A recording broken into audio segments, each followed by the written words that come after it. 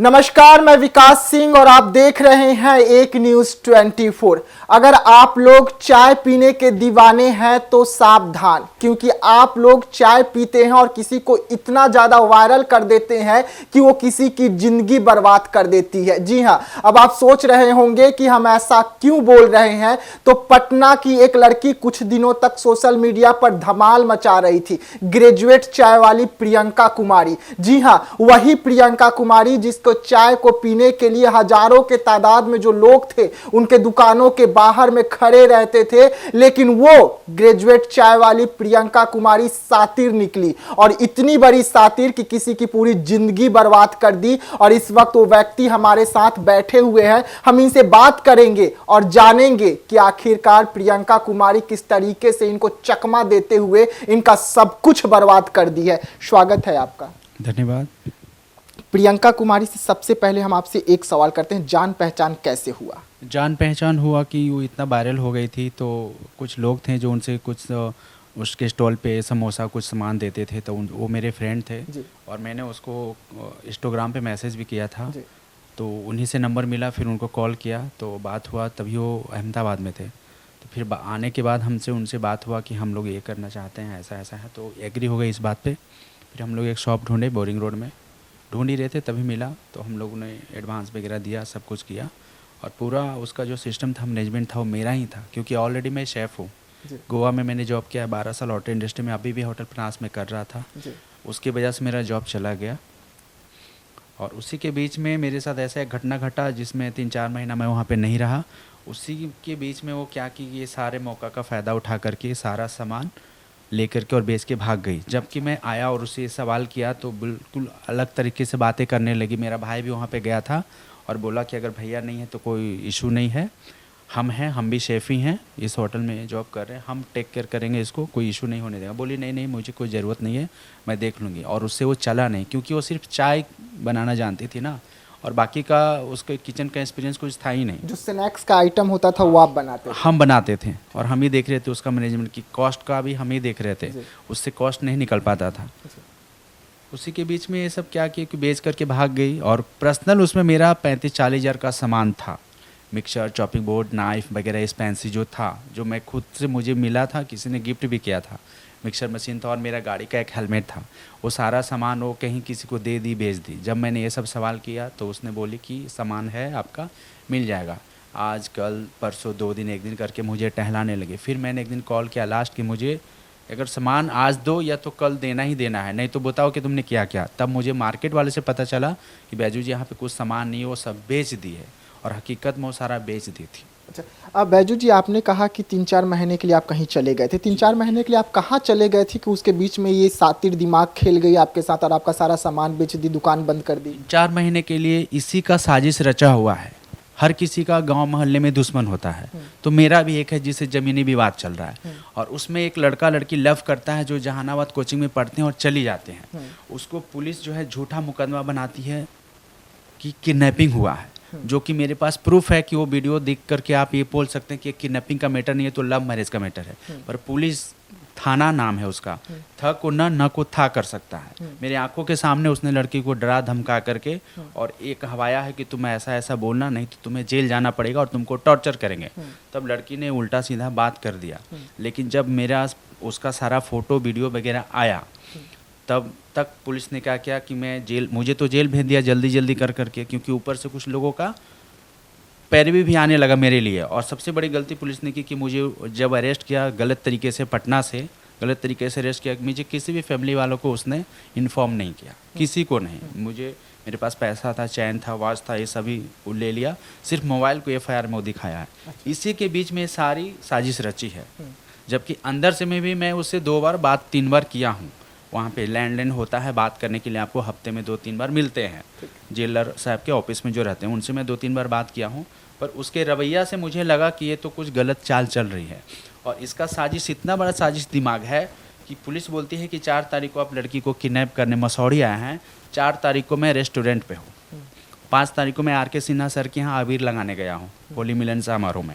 सारा फुटेज है। इस लड़की ने उनको फुटेज देने से मना कर दिया जो दुकान के ऑनर थे। मतलब जिसके अगर वो फुटेज सामने आ जाता तो आप जेल जाने से बच जाते। वहां पर प्रियंका कुमारी पहुंचती है और सीसीटीवी फुटेज को ना देने के लिए कहती है। न देने के लिए कहती है कि आपके खिलाफ प्रियंका कुमारी ने साजिश रची है, तो आप इस किस बेसिस पे आप ये बोल सकते हो कि उन्होंने ऐसा किया? आपको कैसे ये पता चला कि उन्होंने ये किया तो आप जेल गए? कि जो मेरे दुश्मन थे ना, उससे इसने आके मिला और जितने भी जो मेरे पैरवी वाले लोग थे उसको इसने ऐसा बोला, वही मुझे बोले कि प्रियंका आपके बारे में ऐसा क्यों बोली। तो आपका उनसे उसके बाद कोई बात नहीं हुआ? आप उनके कांटेक्ट में नहीं आए? हाँ, प्रियंका को। अच्छा, तो अंदर में थे और इतना ज़्यादा बाहर बात, आने के बाद आपने उनसे हाँ, बात करने की कोशिश की? सारी बात हमने उसको बताई कि तुमने ये वीडियो डिलीट क्यों करवाया, देने से मना क्यों किया। तो बोले कि ये लोग ऐसा ऐसा बोले। हम तुम दूसरे के कहने पे क्यों गए? तुम्हें पता था कि मैं यहाँ पे रेस्टोरेंट पे हूँ, ये फुटेज था। आप लोग बिजनेस पार्टनर थे ना? हाँ, बिजनेस पार्टनर थे, तो उनको तो डिस्कस करना चाहिए बिल्कुल आपसे। डिस्कस करना चाहिए था। कल हो कि हम उसको भी, अगर उसके मेरे साथ जो हादसा हुआ, कल हो कि उसके साथ कोई हादसा हो जाता तो मैं ऐसा करता तो उसको कैसा लगता। ये सोच करके मैं थोड़ा और लगा कि ये लड़की क्या है, मैं इसको आगे बढ़ाने के लिए सोचा, क्योंकि ये तो सिर्फ चाय बेचती थी, बाकी तो जो उसमें आइडिया था वो सब मेरा ही था। ऐसे मेरे आपने पहले भी बोला कि प्रियंका कुमारी को सिर्फ चाय बनाना आता था, तो मतलब और क्या क्या मेन्यू में था जो वो आप करते थे, उनको नहीं आता था चाय के बाकी जो अलावा? मेनू में जो भी आइटम था, बर्गर्स था, सैंडविच था, वो आप चीज़ बनाते बॉल थे। था, रोल था, और जो मेरा खाना था, ये सब एफआईआर होने के बाद भी वो इंटरव्यू में जो मेरे खिलाफ बोल रही है, उसमें तो एक तारीफ वो भी कर रही है। ये शेफ़ का हाथ का जो टेस्ट था वो बहुत ही अच्छा था। बाकी में जो कस्टमर खाते थे वो वापस फीडबैक आते थे और फीडबैक अच्छा देते थे, और वो टेस्ट उनको यहाँ से हटने के बाद जो अंदर चले गया मैं जेल में, नहीं मिल पाया, इसीलिए मेरे से नहीं चल पाया। और वो जो बोल रही है कि मेरे चाय का जितना बड़ा ब्रांड है, बिल्कुल वो झूठ बोल रही है। ऐसा कोई ब्रांड नहीं है। उसके और भी दो चंपारण में जो खुला था उसका नहीं चल रहा, वो बिल्कुल लॉस में था। ये महीने का 5,000 कुछ लेती है, रॉयल्टी लेती है, वो उसको नहीं दे पा रहा था। तो ये मेरे नंबर से कॉल की थी कि देखिए ना बैजू सर ऐसा ऐसा कर रहा है, मुझे पैसा वो नहीं दे रहा। तो मैं जब उससे बात किया, पूरी जानकारी लिया कि क्यों ऐसा कर रहे हैं, तो उन्होंने बताया कि सर मैं इसमें 5 से 6 लाख रुपया लगाया हूँ, मैं खुद भी बैठता हूँ, मेरा बच्चा भी बैठता है, और ये नहीं चल रहा है, तो मैं इनको मंथली 5,000 कहाँ से दूंगा। अच्छा। तब उनको मैंने बोला कि आप एक काम कर लो, चाय के साथ आप साइनेक्स रख लो, जो मेरा रेसिपी है, मैं आपको कुछ नहीं इसका चार्ज लेगा, मैं आपको एक लड़का ट्रेन करके दे दूंगा, जिससे कि आपका डेवलप हो जाएगा। इसी के बीच में इसका दिमाग ये सब ऐसा हुआ और मेरे साथ ये सारी। अच्छा बैजू जी, फिर आपने उस पर एफआईआर दर्ज कर दिया। जी हाँ। एफआईआर दर्ज किया, वहाँ पे आपको क्या क्या कठिनाई आई? क्योंकि वो आप पर गंभीर आरोप लगाए, थाने भी पहुंची थी वो जिस दिन आपने एफआईआर दर्ज किया, क्योंकि उस समय मैं भी थाने में ही पहुंचा था जब आप ये एफआईआर दर्ज कर रहे थे। मेरे सामने वो प्रियंका भी थी। प्रियंका हालांकि मीडिया से बात करने से बची, तुरंत जाके कार में बैठ गई, लेकिन आप मीडिया से बातचीत किए, तो उस समय आपको क्या क्या दिक्कत आया था? बहुत सारे दिक्कत आए, बहुत सारे लोगों का वो फ़ोन ऑन करवा रही थी, पैरवी करवा रही थी। थाना प्रभारी थे वहाँ पे, एक आईओ थे, वो भी उनको समझा रहे थे कि देखो अगर लॉस हुआ है तो दोनों का होता है, ऐसा नहीं है कि इनका 0 हो गया और बाकी का आपका हुआ।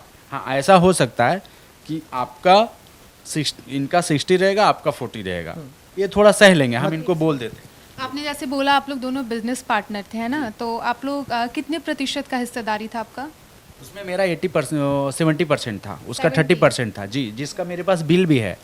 फ्रिज का जो 70,000 का और भी रॉकरी का सामान था, वो सब का मेरे पास बिल है और मेरे नाम से ही है। अच्छा हुआ कि बिल मेरे पास था।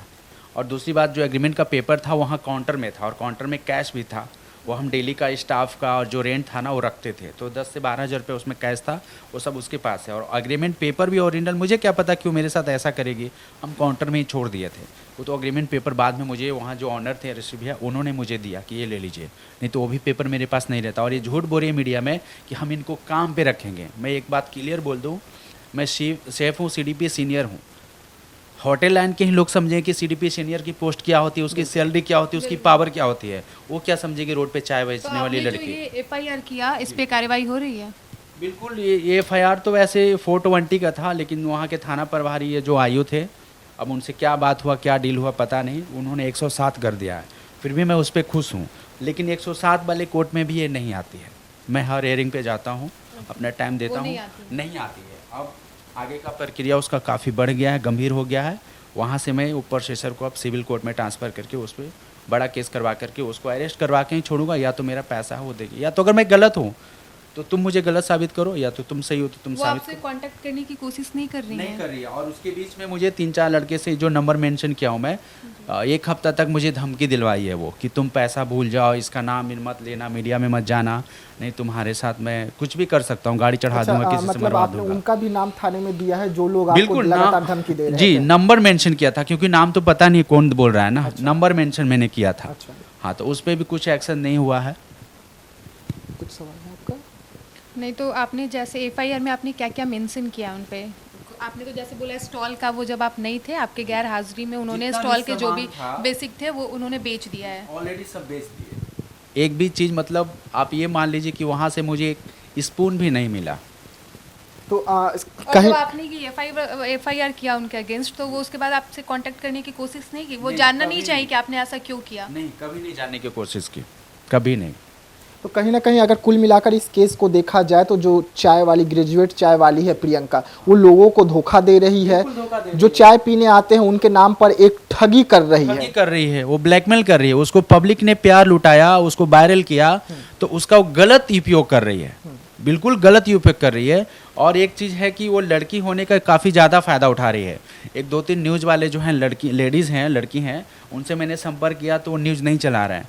तो मैंने उनको बोला भी कि आप लड़की को सपोर्ट करते हैं ना, पहला सच्चाई क्या है जान लीजिए। क्योंकि एक लड़की होकर लड़की को आप सपोर्ट करें, हो सकता है उस लड़की की वजह के 4 लोग का ज़िंदगी बर्बाद हो गया। और मैं पहला नहीं है जो मेरे साथ ऐसा हुआ है। बोरिंग इसका राजा बाज़ार में भी खुला था, पेंटालून शोरूम के सामने खुला था ना, 15 दिन में वो बंद हो गया। उसके साथ भी यही घटना गई है, क्योंकि मैं उनसे जाके मिला था, संपर्क किया, वो भी बताया, पर वो डर गया। उनको ये बोल दी कि हम तुम्हारे ऊपर केस कर देंगे कि तुम मेरे साथ ब्लैकमेल कर रहा था, मुझे बेड शेयर करने के लिए बोल रहा था, कुछ भी। वो डर गया अच्छा। क्योंकि लेडीज है। अच्छा, मतलब आप प्रियंका यहाँ तक धमकी दे देती है कि अगर आप मेरे खिलाफ जाएंगे मुझे तो भी धमकी दी है मैं वो। रेप केस कर दूंगी। मुझे भी धमकी दी है वो, मुझे भी आपको भी धमकी दी है कि रेप केस हाँ, करूंगी? थाने में वो बोली कि ये मुझे ब्लैकमेल कर रहा था। थाने में वो बोली कि ये मुझे ब्लैकमेल कर रहा था। मतलब आप उनको मजबूर कर रहे थे कि आके बेड शेयर करें? हाँ, ऐसा बोल रही है वो, मैं नहीं बोला, वो ऐसा वो बोल रही है थाने में आकर के, आरोप लगाया। तो इसीलिए लोग ज़्यादा नहीं आए, लेकिन मैं तो गलत था ही नहीं। मैं बोला कि अगर कुछ ऐसा प्रूफ है तो बताओ। जी हाँ, तो जिस प्रियंका को लोगों ने सिर पर चढ़ाया था, पलकों पर बैठाया था और उनका चाय के दीवाने थे, लेकिन वो प्रियंका किस तरीके से गंदा खेल खेल रही है पटना में, और पटना में ही नहीं, आसपास के तमाम जिलों में। और जो लोग भोले भाले हैं उसको अपने नाम पर, ग्रेजुएट चाय वाले नाम पर, पहले उनसे मोटा रकम ऐंठती है और उसके बाद किस तरीके से उसे जाल में फंसाती है और यहाँ तक कह देती है कि अगर आप मुंह खोलेंगे तो हम आप पर रेप केस भी लगा सकते हैं, जिसके बाद कई लोग चुप हो जाते हैं, कई लोग डर जाते हैं। लेकिन बैजू जी हैं, इस मामले को लेकर थाना तक पहुंचे और अब इंसाफ पाने के लिए कोर्ट का भी दरवाजा खटखटाए हैं। ये मामला कोर्ट में जा चुका है, केस चल रहा है, लेकिन प्रियंका इस वक्त भागे भागे फिर रही है। कहाँ है किसी को पता नहीं। थाना जो है गिरफ्तारी करने का कोशिश भी कर रहा है, लेकिन देखने वाली बात होगी कि थाना कब तक गिरफ्तार कर पाती है। तो ऐसे तमाम खबरों के लिए बने रहिएगा एक न्यूज़ 24 के साथ। दीजिएगा इजाजत, धन्यवाद।